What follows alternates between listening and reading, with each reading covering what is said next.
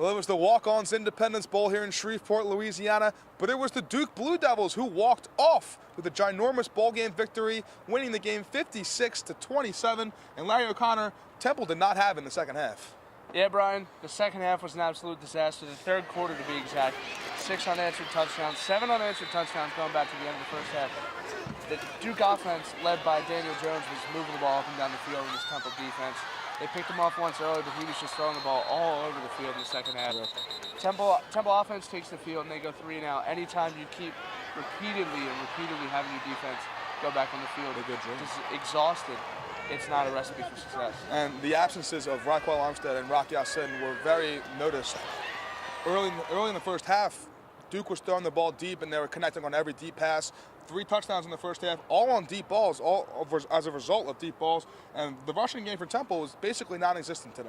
Yeah, if you talk about noticing a difference, I didn't really notice a run game today for this Temple offense. It was a lot of moving the ball, throwing the ball down the field, a lot of miscommunications, a lot of drop passes in the back end. And then when you're looking at this Temple secondary, you know they miss Rocky Asin because T.J. Rahming broke the Independence Bowl record with his performance today. 2 touchdowns, over 260 yards receiving. He was all over the field today, but along with 85 yards to the house right here in this very end zone. Now, after the game, Anthony Russo talked with the press about what it meant to him to play one final game with the seniors and what they mean to him, and he also made one specific promise on his goals for next season. Making friendships that'll last a lifetime with Delvon and some of the other guys. You know, it hurts to have them in careers in college this way, but we're going to do great things. But as soon as we get back from break, I can promise you we're going to be right back to work. We're going to get the things that we need to get fixed. We're going to continue to do what we do and work our butts off 7 days a week, 24 hours a week now inside the diamond.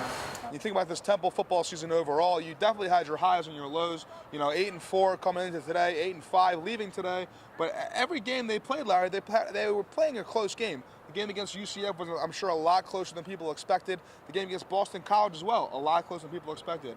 You talk about the lows, the losses to Buffalo and Villanova. Certainly not the way you want to start a season, but the resilience and the drive that this team showed to bounce back from an 0-2 start is nothing short of spectacular. Absolutely.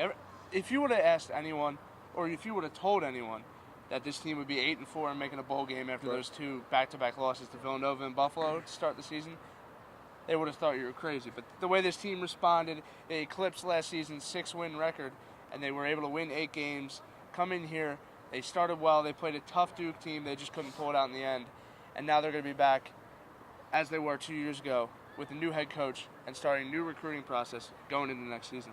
Yeah, well, I'm excited to see what Manny Diaz brings to the table in terms of being a head coach. There's a lot to look forward to coming in the next season.